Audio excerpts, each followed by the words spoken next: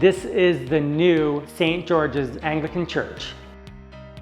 This is absolutely incredible. This video tells the story of an old church that had fallen into disrepair and needed rescue. The church at 130 Elgin Street in Brantford, Ontario was originally St. Luke's Anglican Church. It served as an important religious and community space for many years. Like many historical churches, St. Luke's faced financial challenges as its congregation dwindled over time. Maintaining the building became increasingly difficult due to upkeep costs.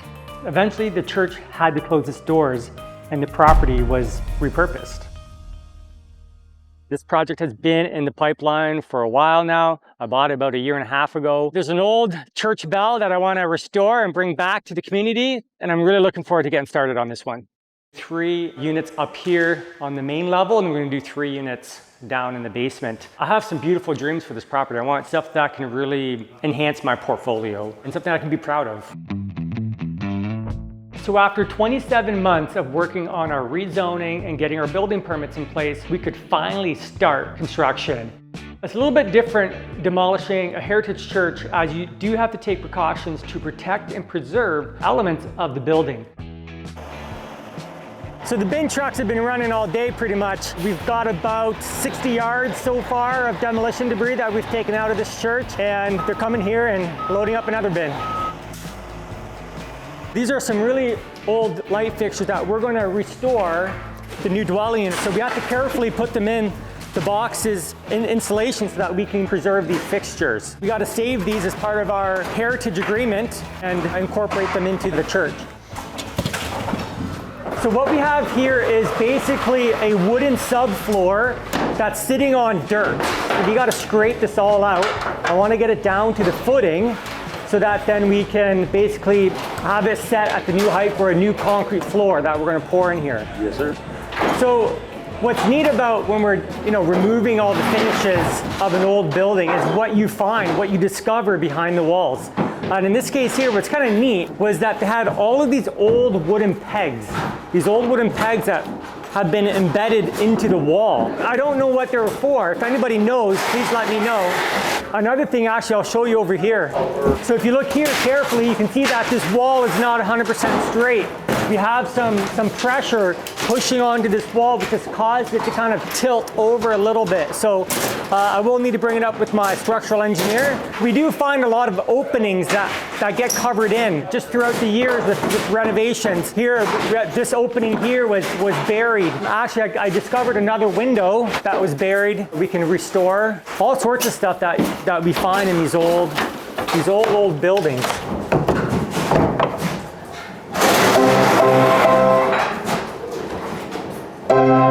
Oh, beautiful.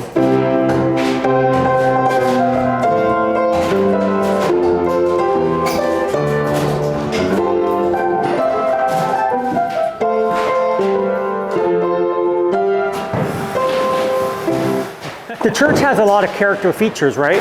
And so in these new units, especially here on the main level of this church, we're going to be capitalizing on just the volume of the space.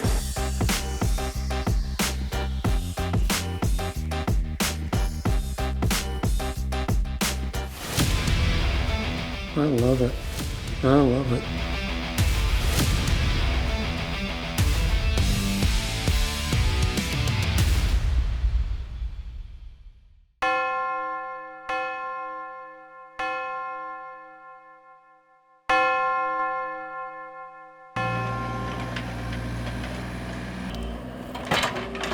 So the boys here are doing the water line upgrade today. So we have to upgrade to a 1.5-inch copper water line, which we have right here. So they're just exposing the water main, which you can see right down there. And we're doing a live tap into the main, because this is the main that's servicing this whole neighborhood. And so we can't shut the water down. So it's going to be a live tap. You need line locates for this type of work. You need to call Ontario One Call and order all your locates. And one of the big things that can happen is that your locates can be wrong. If you look right here, we have a 4-inch gas main that's right here. This gas main was not on our locate sheet. This could have been a serious issue here if we would have hit it with the excavator. Get your line locates, but don't always rely on them 100% because they're not always 100% accurate.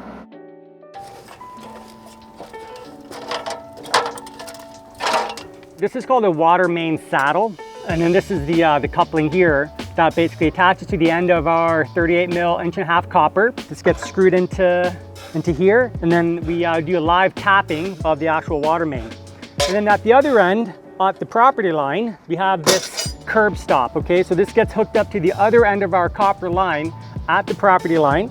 And then in order to prevent the corrosion of the coupling, this tube here is full of zinc, and this gets buried right in the ground. So this is all part of upgrading the water service to the building when you're doing these larger multi-unit dwellings.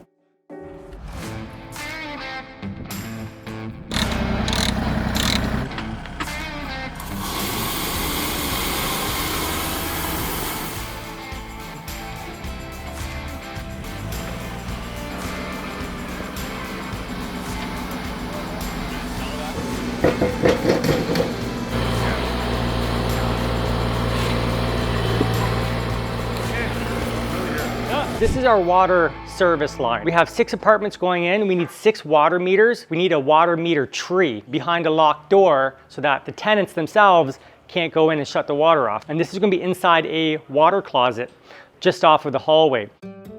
So in the basement of this church, we have this old structural beam, and this beam is actually undersized for the increased loads that we are going to be adding. Right now we're preparing for the pad footings that are going to be going in. So in the center one here, we have a 36 by 36 by 16-inch deep pad footing here. That's for the center support column. And then we have 2 smaller ones going on each end. And what we're doing here is, as you can see, the old beam is embedded into this foundation wall. And so what we're going to do is, with the new steel beam, we're not going to go into the wall. We're actually going to support the end of the steel beam on a support column just on the inside of this foundation wall. And so we're also pouring another pad footing right here to support basically both ends of the steel beam, including the pad footing in the center. Then we can get our steel columns in, our steel beams in, and then we can remove all this old stuff. This is a W8 by 31, so a big 8 by 8 steel I-beam. And so when we go steel, we can go longer spans, and we can actually go to a thinner profile. We're gonna have one big steel beam with only one center support column. And we have our pulley system that will winch up the steel beam. We have 2 concrete walkouts going in. This one here is going to be for an accessible unit, a wheelchair lift inside of this walkout. So the original brick was actually a lime brick. It actually has a diamond impression in the brick. This was made by the Diamond Brick Company here in Brantford, which is no longer in existence. So what we came up with here is basically, it's a clay brick, right? This is a clay brick? Yep. Yeah, clay brick. It's kind of a creamy beigey color. Once all the brickwork is repaired, we're gonna be doing brick staining, blend it all in and give it a nice uniform look again so it blends in nice. This corner was all rotted here from the water running down, so I had to take out all the old brick and redo it. I've been going around the whole building just like what you see here and doing the same repairs. So actually here, you can see it up in that window there. We took out the sill. It actually used to be an old wooden sill, which is obviously rotted away. And so we're replacing all the sills with solid concrete sills.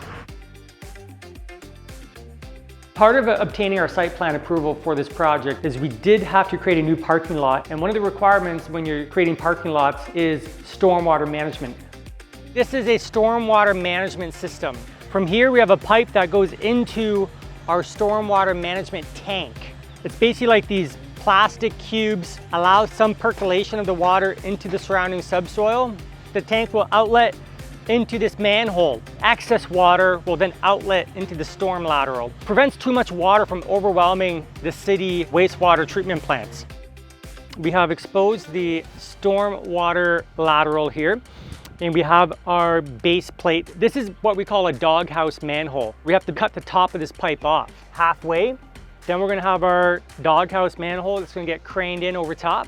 And then once that's in place, then they're gonna pour concrete on the bottom of this up to the pipe, so that when our storm lateral comes in off the parking lot, it will drain the water into this doghouse and then fill up and then be able to get into the storm lateral and then be able to make its way out. Then the lid goes on top.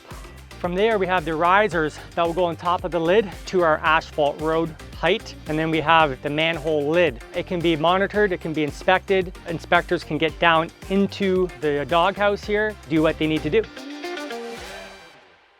So we were working with the existing shell of the building. So we didn't create any additions. We just demolished the interior side and then we started reframing from the inside only for this.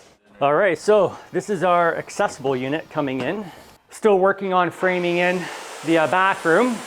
We do have our accessible tub, which has arrived and is actually upstairs.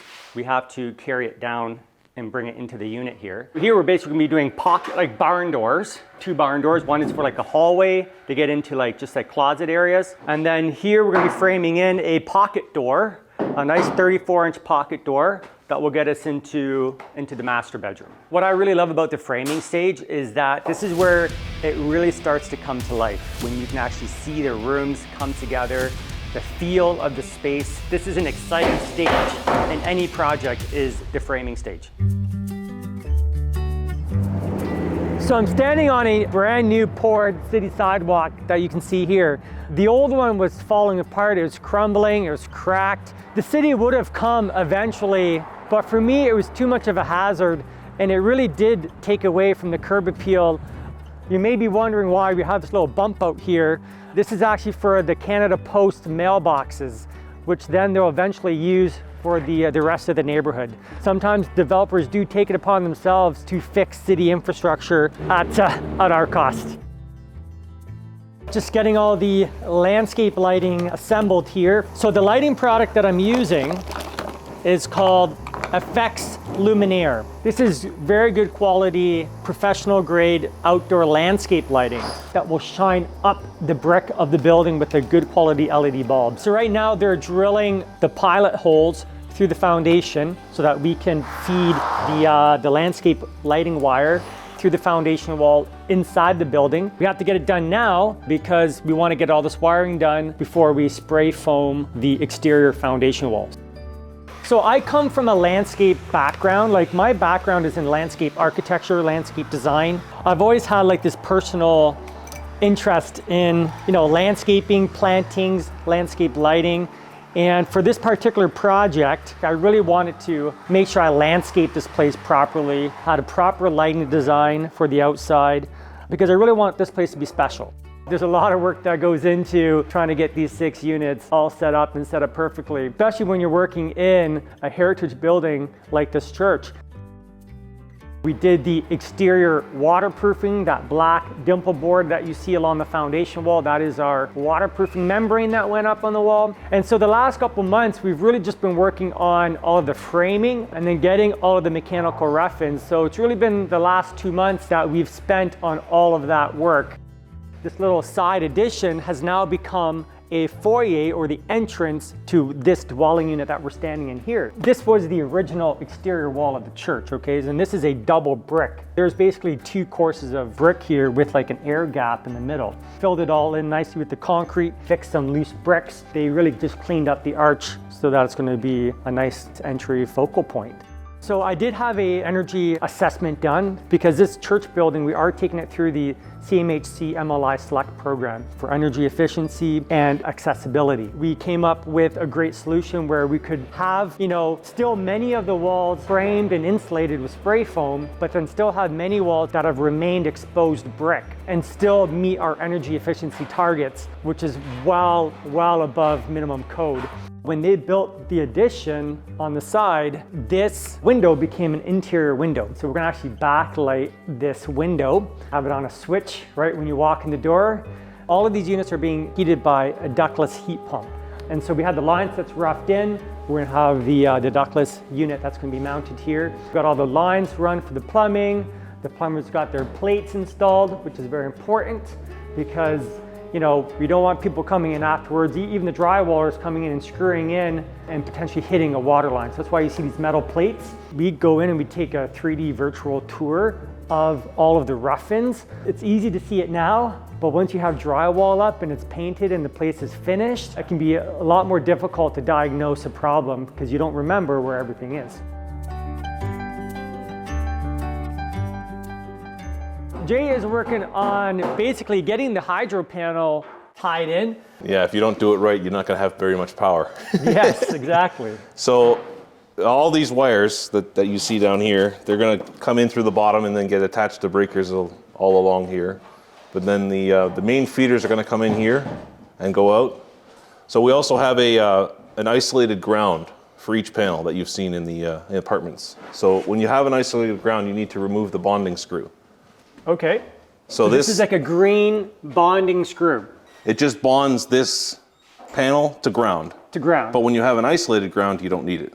Oh, okay. But because we're running an isolated ground for each of the panels, this is something that you have to remove. And if you don't remove it, it's a big problem.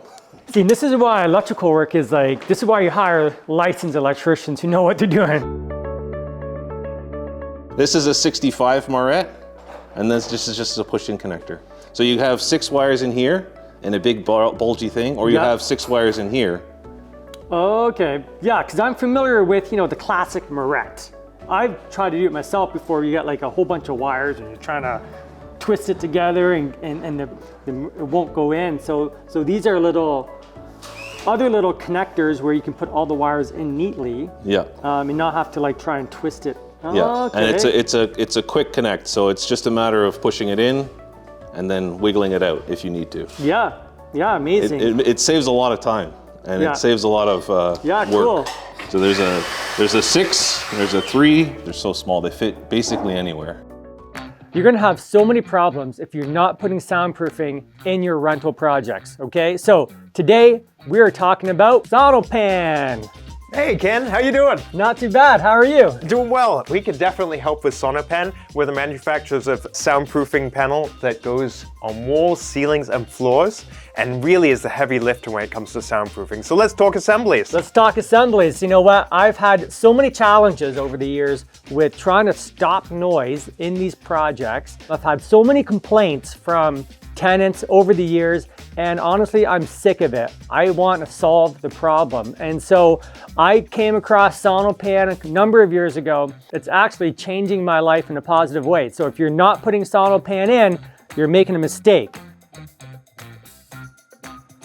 How does this product stop noise? So the noise stop technology in this is we print over 17,000 different impressions of different sizes in each panel. And that's what allows it. All like these little dimples? All these little dimples, Okay. exactly. So that's what allows it to absorb a wide range of sound frequencies from low bass to high pitch frequency. So whether you've got a dog barking or a kid yelling or just watching TV, playing music, this will help block a lot of that sound. Where in the house or the building should this product be installed? Great question. Not everywhere. Select locations. So you can install it between bedrooms, bathrooms, of course between units, but you're not going to typically install it in living rooms, places that are common areas, kitchens. So it does limit the cost that you have to spend on soundproofing, but those select locations make a huge difference when it comes to the quality of life in the suites and between the different units. So here at the church projects, because we have 6 units going in, we're really conscious about stopping noise from transferring from one unit to the next. And so I love SonoPan, I love this product. I find that what it does, it takes our noise levels down to a level where it's manageable for people. Look, in a multifamily building, there's always going to be some degree of noise transfer. And what we're trying to do here is not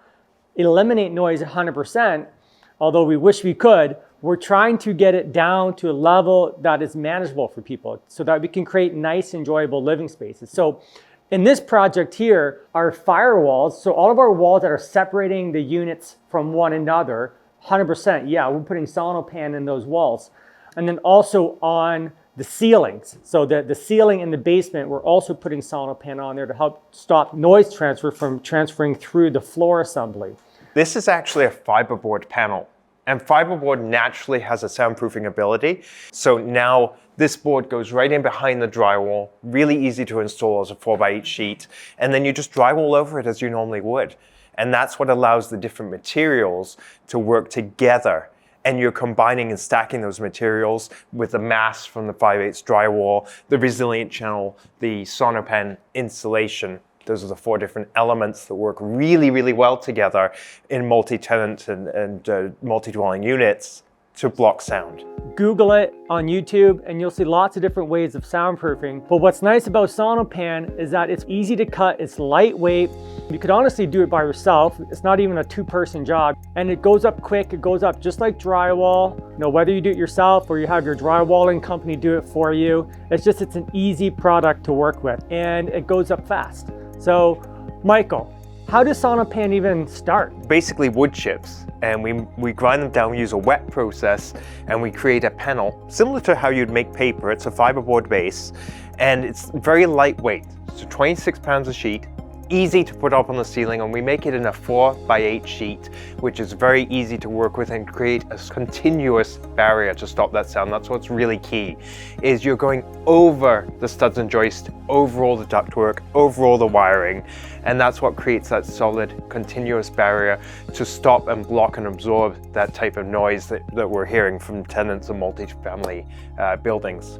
You can't fix noise issues after the fact. You can only fix noise during construction when you have the opportunity to do so.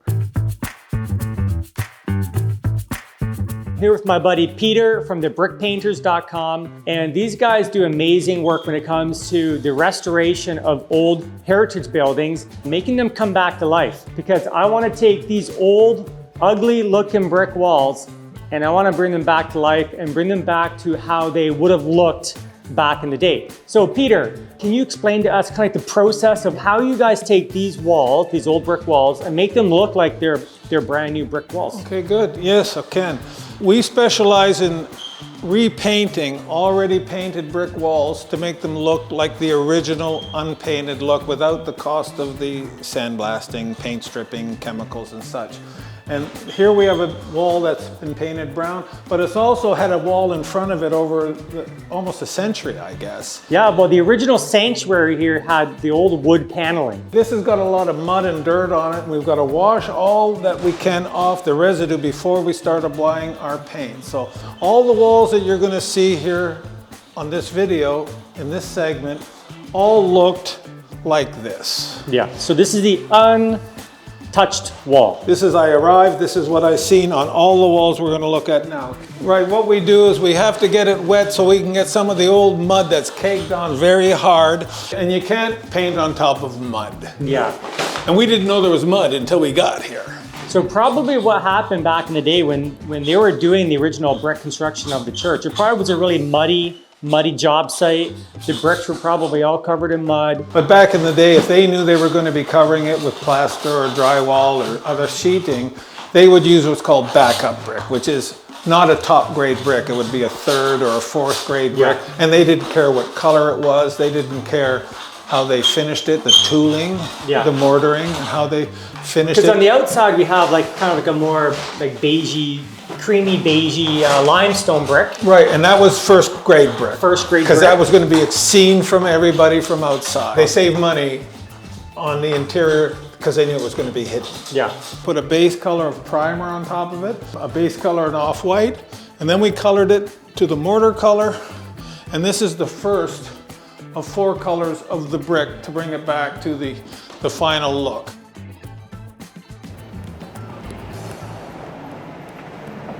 We got tiling going down. We got the QT 4002, the rubber underlayment that's down. And we are quickly moving into getting this place wrapped up.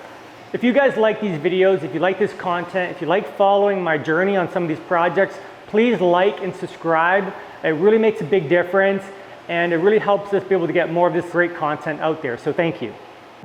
So we got the nice white subway tile going in. We got the floor tile going in. So Brandon, tell us a little bit about yourself and a little bit about your company and what you're doing here. Been in business now by myself, I'd say maybe 6 going on 7 years. Been tiling for probably 20. And yeah, I just love what I do. When you find a good trade who loves what they do, it really comes out in the work that they do. Tell us a little bit about your technique of tiling. Well, back when I first started tiling, Ken, there was no tile clips. So it was all self-leveling by mortar and by hand, and you know, leveling it all by yourself. Then they came out with the tile clips, and it just gives you a flawless job. Like no lippage at all.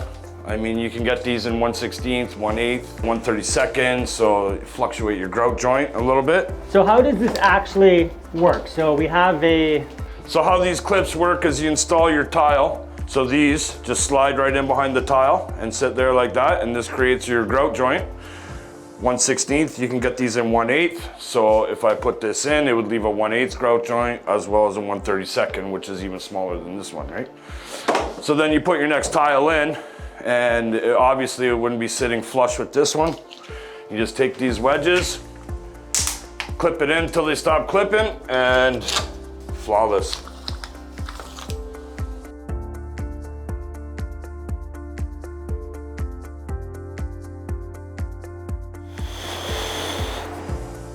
We have this rubber underlayment. This is called QT 4002. It's a rubber underlayment. We're underlaying everything with this product. So even the tile, the flooring that will eventually go down, we put this down as an underlayment across the entire floor, right on top of the plywood. Under the areas that is getting tiled, we actually put glue down. We put this, where's that glue, Brandon?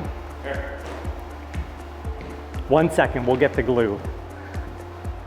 It's an acoustical glue that basically when we clean this, we clean the plywood, and then we lay this glue out.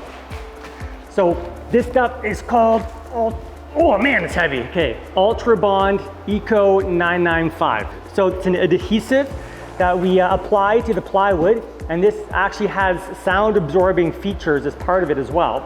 And then you can tile right over it, just like you would any other tiling job. Mass will help stop the transfer of noise and vibrations through an assembly. So this stuff is definitely heavy. There's a lot of mass to it, and does a fantastic job to stop those walking noises.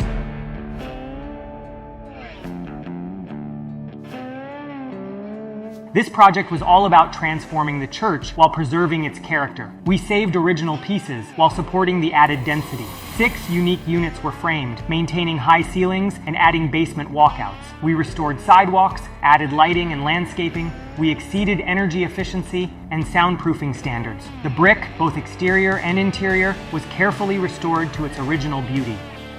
This is the new St. George's Anglican Church. Remember I told you about this former congregant that we were able to find? We're so excited to bring him through.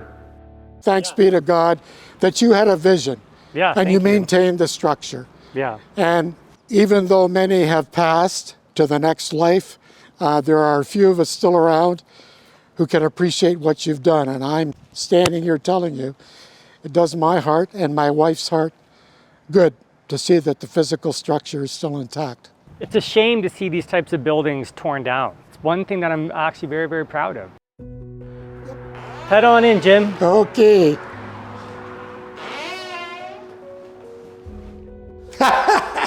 So this is it. Well, this is absolutely incredible.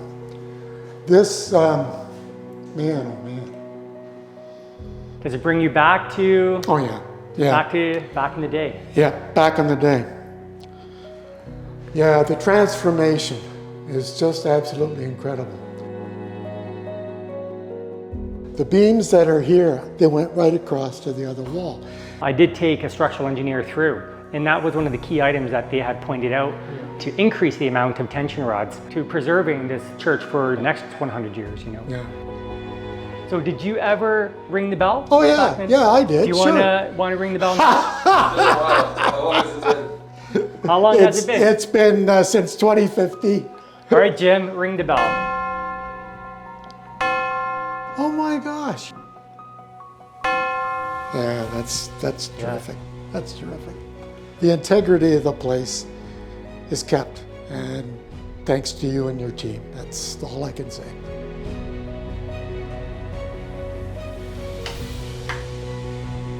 Well,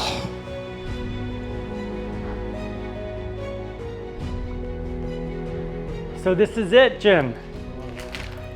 This was the heart of the church right here, which is yeah, right up front near the The high stage, elm, yeah. which is right behind us here. yeah, Do you remember all the pews and stuff here in the I do. lined up? Yeah, I do in my memory bank.